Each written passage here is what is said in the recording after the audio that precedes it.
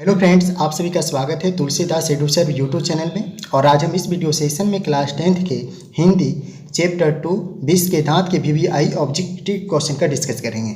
So friend, आप लोग इस वीडियो सेशन में शुरू से अंत तक बने रहिए।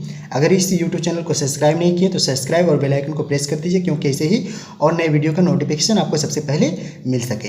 तो आज के वीडियो सेशन को स्टार्ट करते हैं और चलते हैं प्रश्न की ओर। और आपका फर्स्ट प्रश्न है, 20 के दांत शीर्षक कहानी के कहानीकारक कौन है? तो जो 20 के जो दांत हैं वो एक शीर्षक है, ठीक है। और यह कहानीकारक कौन है? तो यह नलिन बिलोचन शर्मा है। तो इसलिए इस प्रश्न का राइट आंसर जाएगा ऑप्शन डी में, ठीक है। तो इसके बारे में और कुछ भी इंपॉर्टेंट पॉइंट को समझते हैं। सबसे पहले 20 के जो दांत हैं वो क्या है? अगर आपसे कोई पूछे कि 20 के दांत कहानी है या निबंध है, क्या है, तो आप बताएंगे 20 के दांत एक कहानी है। और यह कहानीकारक कौन है 20 के दांत के? तो यह नलिन बिलोचन शर्मा। तो इस पॉइंट को आप याद रखेंगे। चलते हैं फिर नेक्स्ट प्रश्न की ओर। और अगला प्रश्न है, गिरधर लाल कौन थे? तो गिरधर जो लाल थे वो थे मदन का पिता, ठीक है। तो इसलिए इस प्रश्न का राइट आंसर जाएगा ऑप्शन बी। तो गिरधर जो लाल थे वो मदन के पिता थे। नेक्स्ट प्रश्न की ओर चलते हैं। और नेक्स्ट प्रश्न है, मदन ने कासू के कितने दांत तोड़ डाले थे? ठीक है। तो मदन ने कासू के कितने दांत तोड़ डाले थे? तो यह जो मदन ने कासू जो है कासू के 2 दांत तोड़ डाले थे, इसलिए इस प्रश्न का राइट आंसर जाएगा ऑप्शन सी में। तो आप इसे याद रखेंगे कि मदन ने कासू के 2 दांत तोड़ डाले थे। नेक्स्ट प्रश्न की ओर चलते हैं। और नेक्स्ट प्रश्न है, नलिन बिलोचन शर्मा के माता का क्या नाम था? तो नलिन बिलोचन शर्मा के जो माता के नाम था वो था रत्नावती शर्मा, ठीक है। इसलिए इस प्रश्न का राइट आंसर जाएगा ऑप्शन सी, ठीक है। तो रत्नावती जो शर्मा थे कौन थे? नलिन बिलोचन शर्मा के माता का नाम थे। चलते हैं फिर नेक्स्ट प्रश्न की ओर। और नेक्स्ट प्रश्न है, नलिन बिलोचन शर्मा के कहानियों में किसके तत्व समग्रता के उभर कर आया है? तो इसके कहानी में जो आया है वो आया है मनोवैज्ञानिकता का, ठीक है। इसलिए इस प्रश्न का राइट आंसर जाएगा ऑप्शन बी में। चलते हैं फिर अगले प्रश्न को देखते हैं। और अगला प्रश्न है, मोटर कार को किससे खतरा हो सकता था? तो मोटर कार जो है किससे खतरा हो सकता था? तो यह था खोखा से, ठीक है। तो इसलिए इस प्रश्न का राइट आंसर जाएगा ऑप्शन सी, खोखा से। तो मोटर कार को किससे खतरा हो सकता था? तो यह खोखा से हो सकता था। नेक्स्ट सवाल को देखते हैं। और अगला सवाल है, खोखा खोकी किस भाषा का शब्द है? तो खोखा खोकी जो है बांग्ला भाषा का एक शब्द है, इसलिए इस प्रश्न का राइट आंसर होगा ऑप्शन सी होगा बांग्ला का। नेक्स्ट प्रश्न को देखते हैं। और अगला प्रश्न है, ऐसे ही लड़के आगे चलकर गुंडे चोर डाकू बनते हैं, यह पंक्ति कहानी के किस पात्र ने कही है? तो इस प्रश्न का राइट आंसर होगा ऑप्शन सी होगा सेन साहेब ने। सेन साहेब ने कहे थे इस कहानी में 20 के दांत में कि ऐसे ही लड़के आगे चलकर गुंडे चोर डाकू बनते हैं, ठीक है। और यह कहानी के जो पात्र हैं वो सेन साहेब के हैं, ठीक है। नेक्स्ट प्रश्न को देखते हैं। और नेक्स्ट प्रश्न है, खोखा खोकी का क्या अर्थ है? ठीक है। तो खोखा खोकी एक बांग्ला शब्द है और खोखा खोकी का जो अर्थ होता है वो होता है बच्चा बच्ची। तो इसलिए इस प्रश्न का राइट आंसर होगा ऑप्शन ए में जाएगा। नेक्स्ट सवाल को देखते हैं। और नेक्स्ट सवाल है कि खोखा का क्या नाम है, यानी खोखा का क्या नाम था? तो यह खोखा का नाम था कासू, ठीक है। तो इसलिए इस प्रश्न का राइट आंसर जाएगा सी, कासू। नेक्स्ट सवाल को देखते हैं। 20 के दांत कैसी कहानी है, यानी 20 के जो दांत हैं वह किस प्रकार की कहानी है आपको बताना है। तो फ्रेंड, इस प्रश्न का राइट आंसर होगा मनोवैज्ञानिक। तो 20 के जो दांत एक कहानी है और यह किस प्रकार की कहानी है? तो एक मनोवैज्ञानिक कहानी है, इसलिए इस प्रश्न का राइट आंसर जाएगा ऑप्शन डी, मनोवैज्ञानिक। फ्रेंड, आप लोग से एक रिक्वेस्ट है कि आप लोग तो वीडियो देखते हैं लेकिन सब्सक्राइब नहीं करते हैं। आप लोग सब्सक्राइब करें और बेल आइकन को प्रेस करें और बेल आइकन को प्रेस करें। और बाकी बाद में जो आपका जो लाइक बटन को भी क्लिक करें और कमेंट भी साथ में करें, ठीक है। क्योंकि हमें बहुत और भी वीडियो बनाने में थोड़ा मनोबल बढ़ जाता है, ठीक है। तो आप लोग जरूर करें, एक रिक्वेस्ट है आप लोगों से। चलते हैं फिर अगले प्रश्न की ओर। और अगला प्रश्न है, सेन साहब अपने पुत्र को बनाना चाहते थे। तो सेन साहब अपने पुत्र को यानी बिजनेस में या इंजीनियर बनाना चाहते थे, इसलिए इस प्रश्न का राइट आंसर होगा ऑप्शन ए, बिजनेस में या इंजीनियर, ठीक है। नेक्स्ट सवाल को देखते हैं। मदन अक्सर किसके हाथों से पिटता था?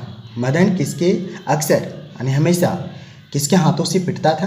तो यह पिटता था पिता से। ठीक है, मदन अक्सर अपने यानी पिता के हाथों से पिटा जाता था, इसलिए इस प्रश्न का राइट आंसर होगा ऑप्शन डी होगा पिता। चलते हैं फिर नेक्स्ट प्रश्न की ओर। नलिल बिलोचन शर्मा के पिता का क्या नाम था? तो नलिल बिलोचन शर्मा के पिता का नाम बताना है। तो नलिल बिलोचन शर्मा के जो पिता का नाम था पंडित रामावतार शर्मा थे। ठीक है, यानी नलिल बिलोचन शर्मा के पिता के नाम थे पंडित रामावतार शर्मा, इसलिए इस प्रश्न का राइट आंसर होगा ऑप्शन ए पंडित रामावतार शर्मा। चलते हैं फिर नेक्स्ट सवाल की ओर। और नेक्स्ट सवाल है, सेन साहब ने किसे खूब फटकार लगाई? यानी सेन साहब ने खूब किसको फटकार लगाई? तो यह लगाया था गिरधर लाल को। ठीक है, इसलिए इस प्रश्न का राइट आंसर होगा ऑप्शन ए गिरधर लाल। ठीक है, तो गिरधर लाल सेन साहब के यानी सेन साहब के यहाँ एक यानी नौकरी करते थे गिरधर लाल। ठीक है, ये कहानी आप पढ़ेंगे तो पात्र आपको समझ में आ जाएगा। तो सेन साहब ने किसको खूब फटकार लगाई? तो गिरधर लाल को लगाया था। ठीक है, इस प्रश्न को आप याद रखेंगे। चलते हैं फिर नेक्स्ट प्रश्न की ओर। और नेक्स्ट प्रश्न है, 20 के दांत कहानी किस वर्ग के अंतर विरोधों को उजागर करती है? तो इस प्रश्न का राइट आंसर होगा ऑप्शन सी होगा। ठीक है, ऑप्शन सी चला जाएगा मध्यम वर्ग को। ठीक है, तो 20 के दांत कहानी किस वर्ग के अंतर विरोध की उजागर करती हैं? तो ये करती है मध्यम वर्ग को। नेक्स्ट सवाल को और देखते हैं। और नेक्स्ट सवाल है, कासू मदन के साथ किस खेल में शरीक होना चाहता था? यानी कासू जो है मदन के किस खेल में यानी शामिल होना चाहता था?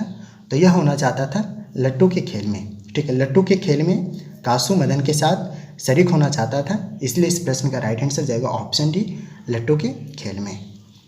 ठीक है, चलते हैं फिर नेक्स्ट सवाल की ओर। और आपका सवाल है, सेन साहब किसके व्यंग से ऐंठकर रह गए?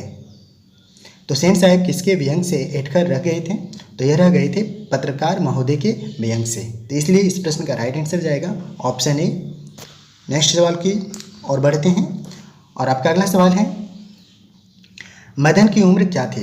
तो जो मदन की जो उम्र थी वह 5 से 6 साल के बीच थी। ठीक है, तो मदन की उम्र क्या थी? तो 5 से 6 साल, यानी इस प्रश्न का राइट आंसर जाएगा ऑप्शन ए। नेक्स्ट सवाल को देखते हैं। और अगला जो सवाल है आपका वो है कि मदन किसका पुत्र था? तो मदन जो है गिरधर लाल के पुत्र थे। ठीक है, तो इस प्रश्न का राइट आंसर जाएगा ऑप्शन बी गिरधर। ठीक है, मदन किसका पुत्र था? तो यह गिरधर का पुत्र था। ठीक है, आप इसे याद रखेंगे। अगला प्रश्न को देखते हैं। नलिल बिलोचन शर्मा पटना विश्वविद्यालय के हिंदी विभाग के अध्यक्ष कब बने थे?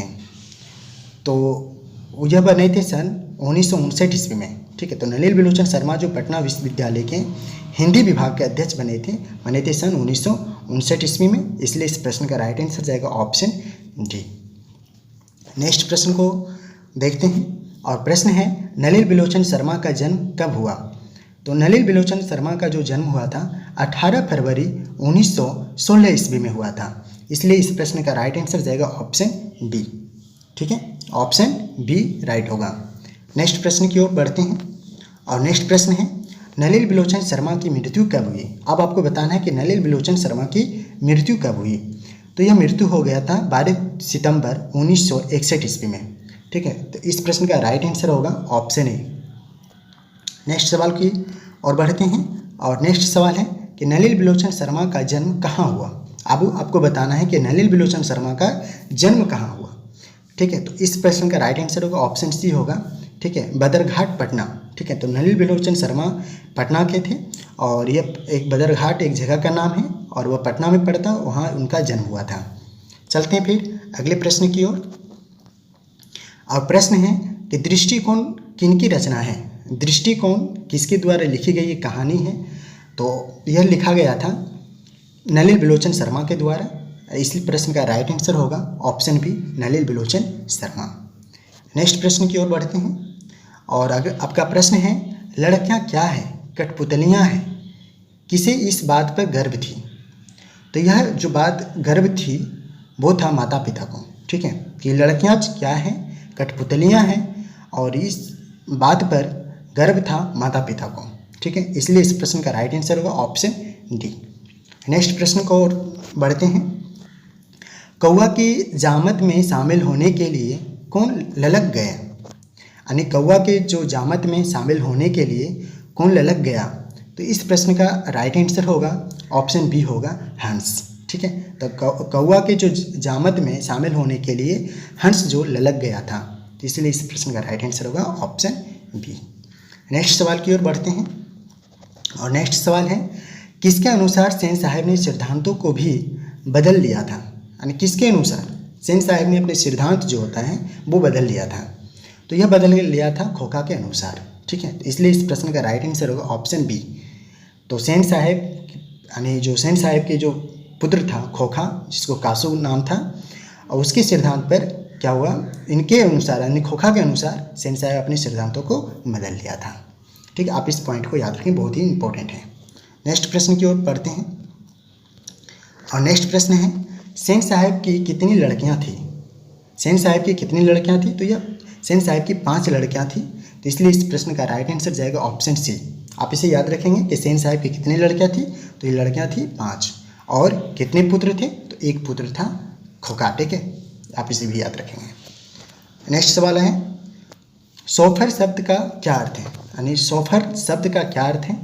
तो सोफर शब्द का जो अर्थ होता है ड्राइवर होता है। आप इसे याद रखेंगे, सोफर शब्द का क्या अर्थ है, तो ये ड्राइवर यानी ड्राइवर, सोफर शब्द का जो अर्थ होता है वो ड्राइवर होता है। ठीक है, आप इस पॉइंट को याद रखेंगे।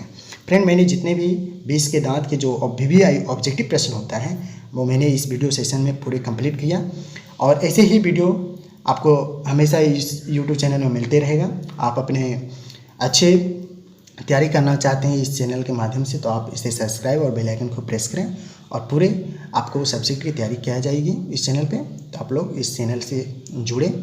तो हम लोग फिर मिलते हैं अगले चैप्टर 3 में हिंदी का। ठीक है, तो चलते हैं फ्रेंड, अगले वीडियो में मिलते हैं। तब तक के लिए थैंक यू।